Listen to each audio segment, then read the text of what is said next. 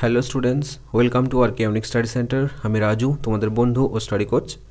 আজকে তোমাদের ইংরেজির রায় মার্টিন প্রশ্নবিচিত্রার থার্ড সামাটিভের যে 11 নম্বর স্কুলটা রয়েছে, শ্রী রামকৃষ্ণ শিক্ষালয় হাওড়া, এই স্কুলের সব প্রশ্নের উত্তরগুলো করাবো। সো তোমরা প্রথম থেকে শেষ পর্যন্ত ক্লাসটি দেখতে থাকো। আর তোমরা যারা যারা এই স্কুলের অ্যান্সার পিডিএফগুলো একদম ফ্রিতে নিতে চাও, তারা ডেসক্রিপশনে দেখো একটা হোয়াটসঅ্যাপ গ্রুপের লিঙ্ক দেওয়া রয়েছে, সেখানে যুক্ত হয়ে গিয়ে রিকোয়েস্ট পাঠাবে, আমি সেখান থেকে অ্যান্সার পিডিএফগুলো একদম ফ্রিতে প্রোভাইড করে দেবো। ওকে, তাহলে চলো বেশি দেরি না করে শুরু করি আজকের ইংরেজি class.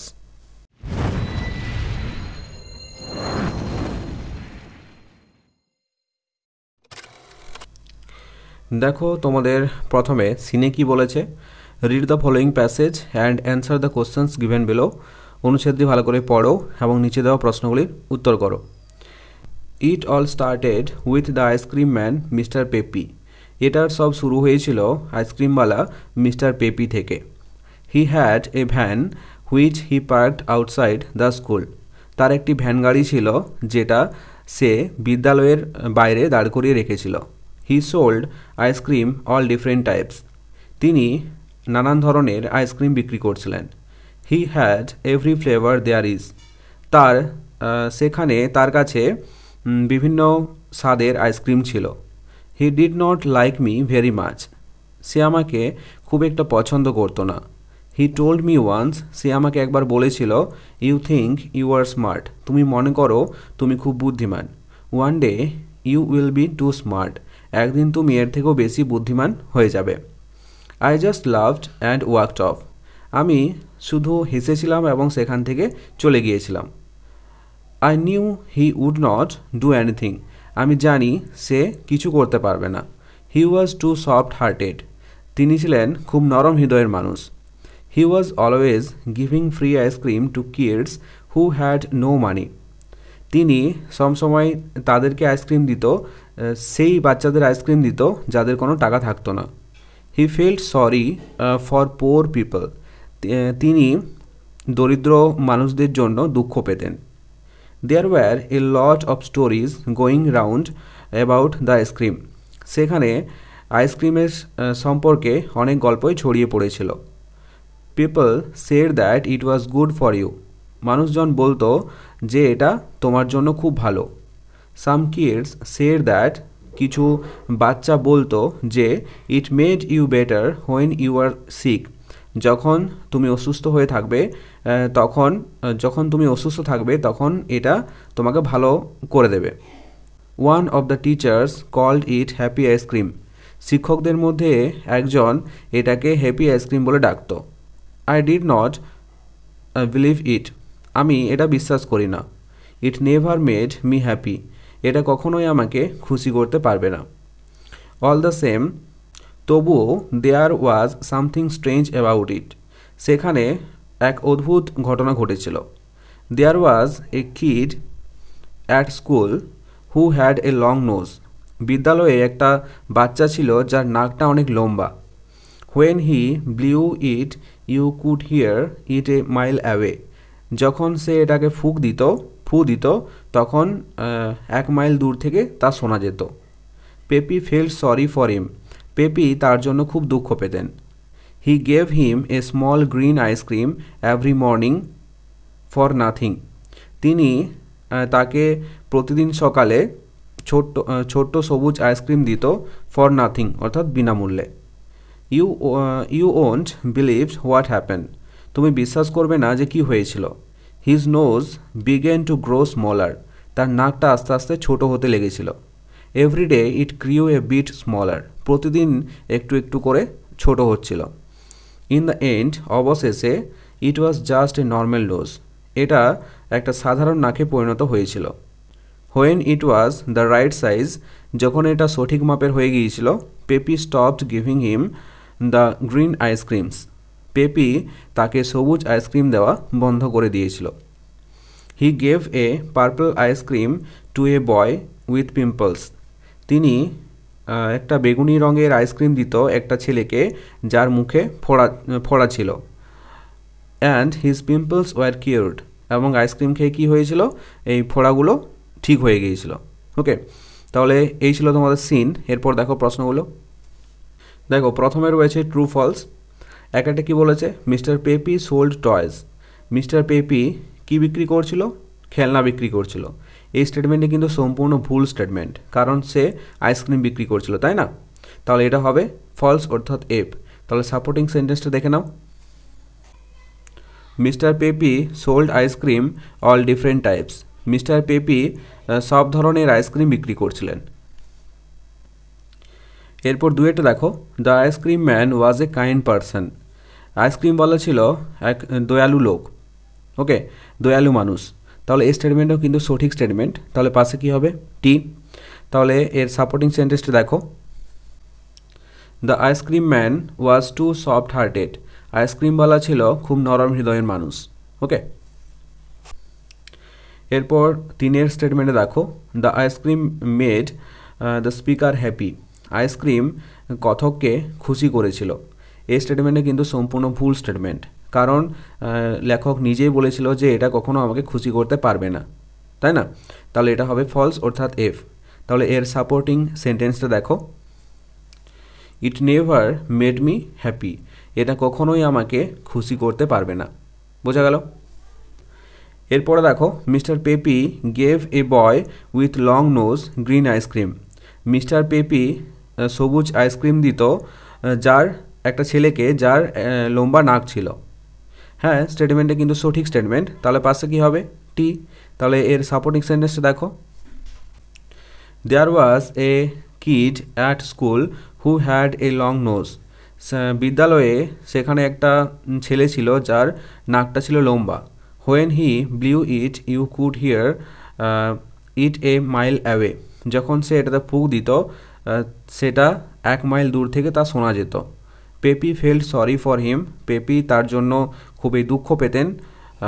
He gave him a small green ice cream every morning. সে তাকে প্রতিদিন সকালে সবুজ আইসক্রিম দিত ফর নাথিং, বিনামূল্যে। ওকে, এরপর দেখো অ্যান্সার দ্য ফলোয়িং কোশ্চেন্স। প্রশ্নগুলো কি বলেছে, what did the ice cream man tell the speaker once. আইসক্রিমওয়ালা কথককে একবার কি বলেছিল? তাহলে উত্তর দেখো। Ice cream man told the speaker once. আইসক্রিমওয়ালা কথককে একবার বলেছিল, কি বলেছিল? You think you are smart. তুমি মনে করো তুমি খুব বুদ্ধিমান। One day you will be too smart. একদিন তুমি এর থেকেও বেশি বুদ্ধিমান হবে।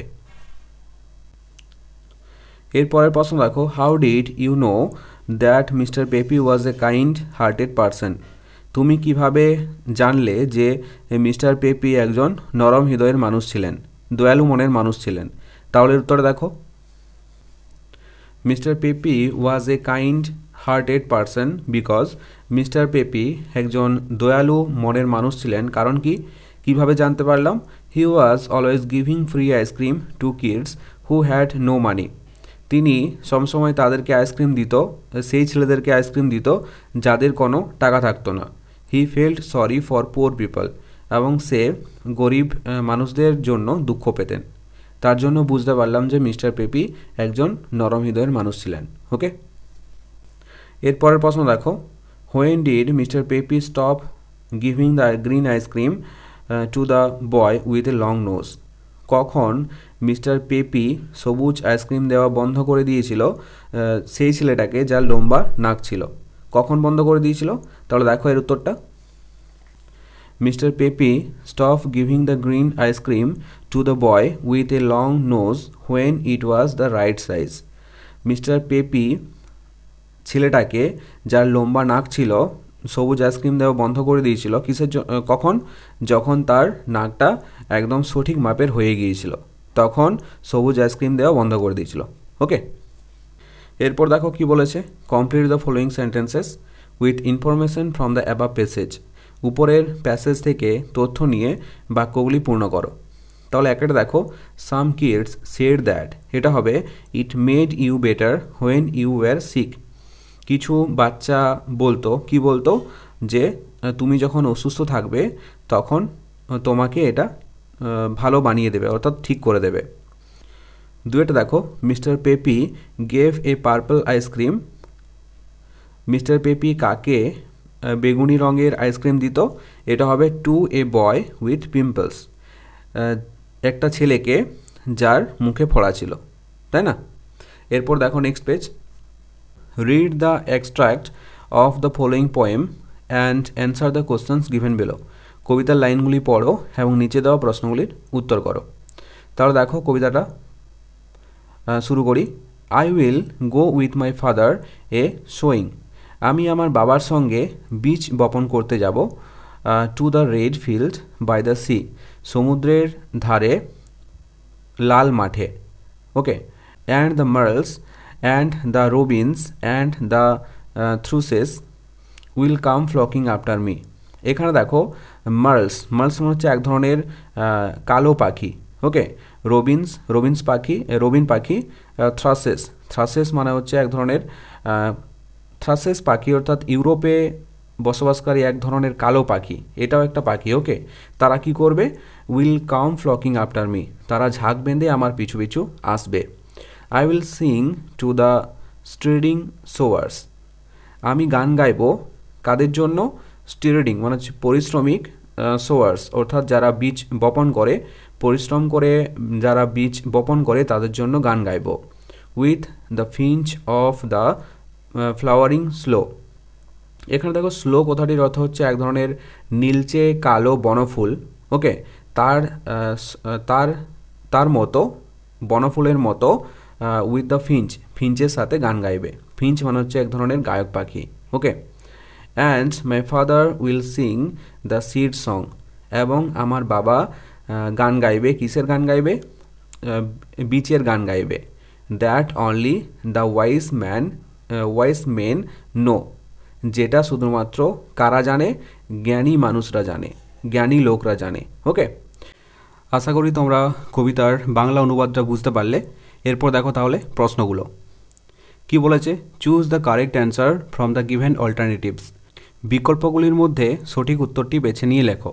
তাহলে একটা কি বলেছে? The poet will go to the filled with his. কবি মাঠে কার সাথে যাবে? এটা হবে ফাদার, তার বাবার সঙ্গে, তাই না? আমরা পড়ার সময় দেখেছিলাম। তাহলে B is the right answer. দুয়েটা দেখো, the colour of the field is. মাঠটির রং কীরকম ছিল? দেখো যখন আগের স্ট্যান্ডারটা পড়েছিলাম তখন মাটির রং কী ছিল? সবুজ। কিন্তু এই স্ট্যান্ডারটাতে বলেছে দেখো to the red field by the sea, সমুদ্রের ধারে লাল মাঠে। ওকে, তাহলে রং কী ছিল? রেড। তাহলে এটা হবে সঠিক উত্তর। তিনেরটা দেখো, ফিঞ্চ ইজ এটা হবে সিঙ্গিং বার্ড। ফিঞ্চ একটা গায়ক পাখি। ওকে, তাহলে এ হবে সঠিক উত্তর। চারটা দেখো, the poet is going to the field to. কবি কিসের জন্য মাঠে যাবে? এটা হবে প্ল্যান্ট সিডস, বীজ রোপণ করতে। ওকে, তাহলে এটা হবে সঠিক উত্তর। পাঁচটা দেখো, the field is near the. মাঠটি কার সামনে ছিল? এটা হবে সি, সমুদ্রের সামনে ছিল বা সমুদ্রের ধারে ছিল। ওকে, এরপর দেখো বিয়েরটা, অ্যান্সার দ্য ফলোয়িং কোশ্চেন্স। নিচের প্রশ্নগুলির উত্তর দাও। তাহলে একের প্রশ্ন দেখো, name the birds mentioned in the poem. এই কবিতাটিতে যে যে পাখিগুলোর নাম উল্লেখ রয়েছে সেগুলি লিখো। তাহলে দেখো উত্তরটা, in the poem the mentioned birds are. এই কবিতাটিতে যে পাখিগুলোর নাম উল্লেখ রয়েছে সেগুলো কি? Merles, robins, thrushes and finch. Okay, দুইয়ের প্রশ্ন দেখো, what does the wise men know. জ্ঞানী লোকেরা কি জানে? তাহলে উত্তরটা দেখো, the wise men known the seed song that their father sings. জ্ঞানী লোকেরা বীজ বপনের গান জানে যেটা তার বাবা গাইছিল। ওকে, এরপরের প্রশ্ন দেখো, write the name of the given poem and it's poet. এই যে আমরা কবিতাটা পড়লাম, কবিতার লাইনটা পড়লাম, এটা কোন কবিতাটা এবং এই কবিতাটির লেখককে তোমাদেরকে লিখতে হবে। ওকে, তাহলে দেখো এর উত্তরটা, the name of the poem is I will go with my father a ploughing. কবিতাটির নাম কি? I will go with my father a ploughing. And poet is, এবং কবির নাম কি? Joseph Campbell. ওকে, এরপর তোমাদের আনসারে কি বলেছে দেখো, read the following passage and answer the given questions. অনুচ্ছেদটি ভালো করে পড়ো এবং নিচে দেওয়া প্রশ্নগুলির উত্তর করো। Ishwarchandra Bandyopadhyay was born on 26 September 1820। Ishwarchandra Bandyopadhyay জন্মগ্রহণ করেছিলেন 1820 সালের 26শে September in a village called Birsingha, west Medinipur. পশ্চিম মেদিনীপুরের একটা গ্রামটির নাম কি ছিল? Birsingha. His father was Thakurdas Bandyopadhyay and his mother was Bhagabati Devi. তার পিতা ছিলেন ঠাকুরদাস বন্দ্যোপাধ্যায় এবং মাতা ছিলেন Bhagabati Devi. He was always curious about everything. তিনি সবসময় প্রত্যেকটা জিনিসে জিজ্ঞাসু ছিলেন। When he was coming to Kolkata with his father, যখন তিনি তার বাবার সঙ্গে কলকাতায় আসছিলেন, he learned the English numbers from 1 to 10। তিনি ইংরেজি সংখ্যা শিখেছিলেন 1 থেকে 10 পর্যন্ত, অবজার্ভিং দ্য মাইলস্টোনস অনলি, শুধুমাত্র মাইল ফলক দেখে। He was a very intelligent student. তিনি ছিলেন খুবই বুদ্ধিমান একজন ছাত্র।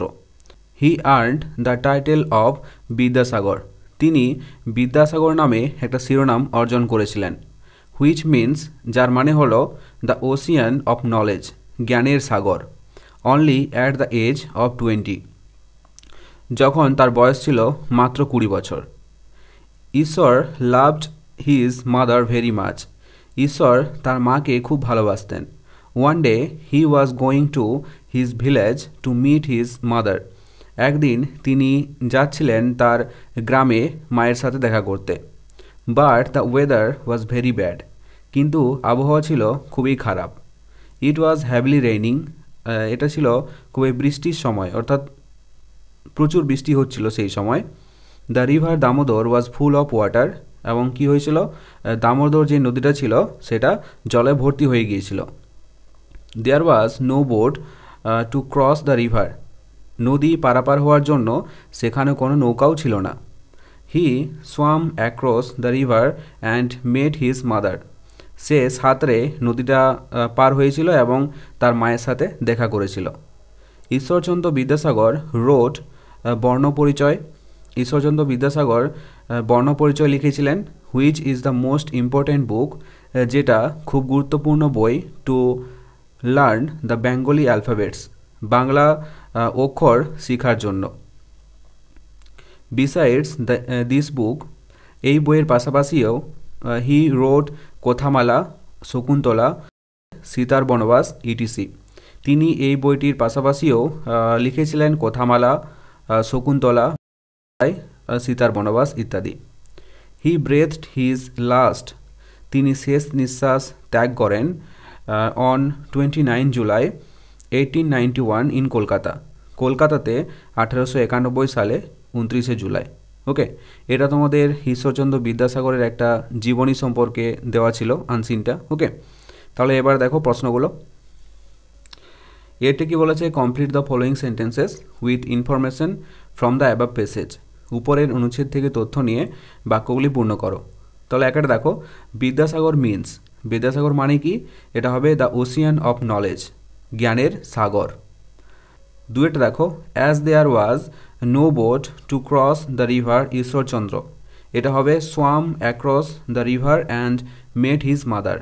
এই লেখাটা যদি না বুঝতে পারো তাহলে তোমরা এখান থেকে লিখবে রিভার ঈশ্বরচন্দ্র, তারপর লিখবে swam across the river and met his mother, সাঁতরে নদীটা পার হয়েছিল এবং তার মায়ের সাথে দেখা করেছিল। তিনটা দেখো, বর্ণপরিচয় ইজ, বর্ণপরিচয় কি? এটা হবে the most important book to learn the Bengali alphabets, এটা হলো খুব গুরুত্বপূর্ণ একটা বই বাংলা অক্ষর শেখার জন্য। চারটা দেখো, the name of the river that Ishwarchandra crossed was, Ishwarchandra যে নদীটা পার হয়েছিল সাঁতরে, সেই নদীটার নাম কি? এটা হবে দামোদর। পাঁচটা দেখো, he was going to Kolkata with, তিনি কলকাতা কার সঙ্গে গিয়েছিল? এটা হবে হিজ ফাদার, তার বাবার সঙ্গে। তারপর দেখো, হি ডায়েড, তিনি মারা গিয়েছিলেন কখন? অন 29 জুলাই 1891 ইন কলকাতা, 1991 সালের 29শে জুলাই কলকাতাতে। ওকে, এরপর দেখো অ্যান্সার দ্য ফলোয়িং কোশ্চেন্স, নিচের প্রশ্নগুলির উত্তর দাও। তাহলে প্রথম প্রশ্নটা দেখো, when and where was Ishwarchandra born, কখন এবং কোথায় ঈশ্বরচন্দ্র জন্মগ্রহণ করেছিলেন। তাহলে এর উত্তর দেখো, Ishwarchandra was born on 26 September 1820। Ishwarchandra জন্মগ্রহণ করেছিলেন 1820 সালের 26শে September in a village called Birsingha, west Medinipur, পশ্চিম মেদিনীপুরের বীরসিংহ গ্রামে। ওকে, এরপরের প্রশ্ন দেখো, how did little Ishwar learn the English numbers, ছোট্ট ঈশ্বর কিভাবে ইংরেজি সংখ্যা শিখেছিল। তাহলে এর উত্তরটা দেখো, লিটল ঈশ্বর learned the English numbers from 1 to 10 observing the milestones only. ছোট্ট ঈশ্বর ইংরেজি সংখ্যা শিখেছিল 1 থেকে 10 পর্যন্ত। কি করে শিখেছিল? মাইল ফলক, রাস্তার যে মাইল ফলক থাকে সেখান থেকে। ওকে, এরপর 3 প্রশ্ন দেখো, হু ওয়্যার বিদ্যাসাগরস প্যারেন্টস, কারা বিদ্যাসাগরের পিতামাতা ছিলেন। তাহলে দেখো, Vidyasagar's father was Thakurdas Bandyopadhyay and his mother was Bhagabati Devi. বিদ্যাসাগরের পিতা ছিলেন ঠাকুরদাস বন্দ্যোপাধ্যায় এবং মাতা ছিলেন ভগবতী দেবী। এরপর কি বলেছে, name the books written by Ishwarchandra Vidyasagar, Ishwarchandra Vidyasagar যে যে বইগুলো লিখেছিলেন সেগুলির নাম লিখো। তাহলে দেখো, ঈশ্বরচন্দ্র বিদ্যাসাগর রোড বর্ণপরিচয়, কথামালা, শকুন্তলা, বোধোদয়, সীতার বনবাস ইটিসি। ঈশ্বরচন্দ্র বিদ্যাসাগর লিখেছিলেন বর্ণপরিচয়, কথামালা, শকুন্তলা, বোধোদয়, সীতার বনবাস ইত্যাদি। ওকে, এরপর দেখো, গ্রামার অ্যান্ড ভোকাবুলারিতে কি বলেছে, state the kinds of the following sentences, নিচের যে বাক্যগুলো রয়েছে এই বাক্যগুলি কী ধরনের বাক্য সেগুলো লিখতে হবে। তাহলে একটা দেখো, মে গড ব্লেস ইউ, ভগবান তোমার মঙ্গল করুক। এটা দেখো একটা আশীর্বাদ বোঝাচ্ছে, তার জন্য এটা হবে অপটেটিভ সেন্টেন্স। 2 সেন্টেন্সটা দেখো, we are building A toy house, আমরা একটা খেলনার বাড়ি তৈরি করেছি। ওকে, তাহলে দেখো এইটা একটা বর্ণনামূলক সেন্টেন্স বোঝাচ্ছে, তার জন্য এটা হয়েছে অ্যাসার্টিভ সেন্টেন্স। 3টা দেখো, হোয়ার ডু ইউ লিভ, তুমি কোথায় থাকো বা তুমি কোথায় বাস করো। এটা দেখো একটা প্রশ্নবোধক বাক্য বোঝাচ্ছে, তাই না, জিজ্ঞাসা চিহ্ন দেওয়া আছে, তার জন্য এটা হয়েছে কি ইন্টারোগেটিভ সেন্টেন্স। প্রশ্নবোধক চিহ্ন দেওয়া থাকলেই তোমরা চোখ বন্ধ করে ইন্টারোগেটিভ সেন্টেন্স লিখে দেবে। 4টা দেখো, how beautiful this place is, কি সুন্দর এই জায়গাটা। ওকে, তাহলে দেখো এটা বিস্ময়সূচক চিহ্ন দেওয়া আছে, মানে হবে এটা এক্সক্লেমেটরি সেন্টেন্স। 5টা দেখো, কাম হিয়ার অ্যাট ওয়ান্স, এখানে একবার এসো, এটা হবে ইম্পারেটিভ সেন্টেন্স। ওকে, এরপর দেখো 5টা, feel in the blanks with appropriate prepositions, appropriate prepositions দিয়ে শূন্যস্থানগুলি পূরণ করো। তাহলে একটা দেখো, দ্য ক্যাট ইজ হাইডিং, এটা হবে আন্ডার দ্য সোফা। 2টা দেখো, ডিভাইড দ্য চকলেটস, এটা হবে অ্যামং অল দ্য স্টুডেন্টস। এখানে দেখো অনেকগুলো ছাত্রছাত্রীকে বোঝাচ্ছে, তার জন্য হয়েছে অ্যামং। এখানে যদি দুজন কোনো ব্যক্তি থাকতো, দুজন যদি কোনো পার্সন থাকতো, তাহলে এখানে বিটুইন হতো। 3টা দেখো, I jumped dash the fence, এটা হবে I jumped over the fence. 4টা দেখো, দ্য সান রাইজেস, এটা হবে ইন দ্য ইস্ট। ওকে, সূর্য পূর্ব দিকে ওঠে। এরপর দেখো, choose the correct verbs in the agreement with their subjects to fill in the blanks. দেখো এখানে সাবজেক্টের অ্যাগ্রিমেন্ট ব্রেকেট থেকে নিয়ে লিখতে হবে। একটা কী বলেছে, ইচ অফ দ্য স্টুডেন্টস, এটা হবে ইজ গিভেন প্রাইজ। এখানে দেখো ইজ কেন হলো আর কেন হলো না, কারণ এখানে স্টুডেন্টস এখানে প্লুরাল আছে, কিন্তু এখানে বলেছে ইচ অফ, তাই না, ইচ অফ যেহেতু প্রত্যেকটা ছাত্রছাত্রীকে আলাদা আলাদা করে বোঝাচ্ছে, তার জন্য এখানে হয়েছে সিঙ্গুলার অর্থাৎ ইজ। 2টা দেখো, দেয়ার, এটা হয়েছে were many books on the table yesterday. এখানে দেখো মেনি বুকস, অনেকগুলো বই আছে, তাহলে কি বোঝাচ্ছে, প্লুরাল নাম্বার বোঝাচ্ছে, তাই না, তাহলে এটা হয়েছে ওয়াজ না হয়ে ওয়্যার। তারপর দেখো, ইউ অ্যান্ড মাই ব্রাদার, এখানে দেখো অ্যান্ড যুক্ত আছে, অ্যান্ড যুক্ত থাকলে কিন্তু এখানে হ্যাভ হবে। ওকে, বট দিস বক্স, বোঝা গেল। এরপর 7টা দেখো কি বলেছে, অ্যাড এ প্রিফিক্স আর সাফিক্স অ্যাড করো টু দ্য গিভেন ওয়ার্ডস, নিচে যে ওয়ার্ডগুলো দেওয়া আছে, টু মেক নিউ ওয়ার্ডস, এবং নতুন একটা করে শব্দ তৈরি করো। You may take help from the help box given below. এখানে দেখো নিচে হেল্প বক্সে দেওয়া আছে, এখান থেকে নিয়ে লিখতে হবে। এক একটা আছে দেখো পসিবল, এটা আমরা জানি তাই না, এটা হবে ইম্পসিবল। দুয়েরটা ব্রাইট, এটা হবে ব্রাইটনেস। তিনেরটা আছে দেখো চাইল্ড, এটা হবে চাইল্ডহুড। চারেরটা দেখো রেগুলার, এটা হবে ইররেগুলার। ওকে, এখানে দেখো সব হেল্প বক্সে দেওয়া আছে, এখান থেকেই তোমরা দেখে করতে পারো। বোঝা গেল? এরপর দেখো রাইটিং স্কিলে কি বলেছে, write a paragraph in about 60 to 70 words on the topic trees are our best friends. দেখো এই যে একটা টপিক দেওয়া আছে, গাছ আমাদের প্রিয় বন্ধু, এই সম্পর্কে একটা প্যারাগ্রাফ লিখতে হবে 60 থেকে 70টি শব্দের মধ্যে। ইউজ দ্য ফলোয়িং হিন্টস, নিচের যে হিন্টসগুলো দেওয়া আছে এগুলি ব্যবহার করে। ওকে, তারপর 9টা আছে দেখো রাইট এ স্টোরি, একটা গল্প লিখতে হবে ইন অ্যাবাউট 70 ওয়ার্ডস, 70টি শব্দের মধ্যে।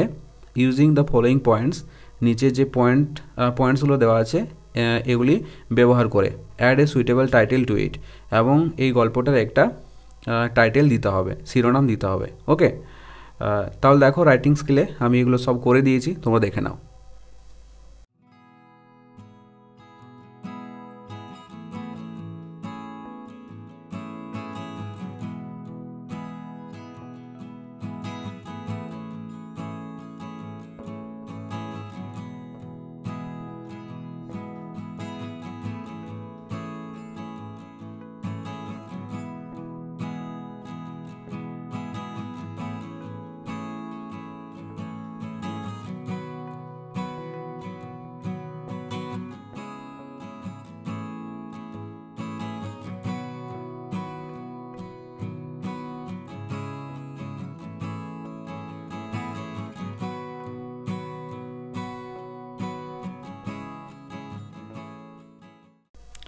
সো এই ছিল আজকের ক্লাসটি কেমন লাগলো অবশ্যই কমেন্ট করে জানাও, আর যদি ভালো লেগে থাকে তাহলে অবশ্যই একটি লাইক করে দিও।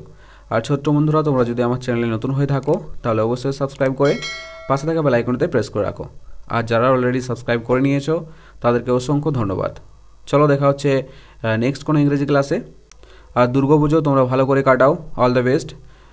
চলো, বাই বাই, টেক কেয়ার।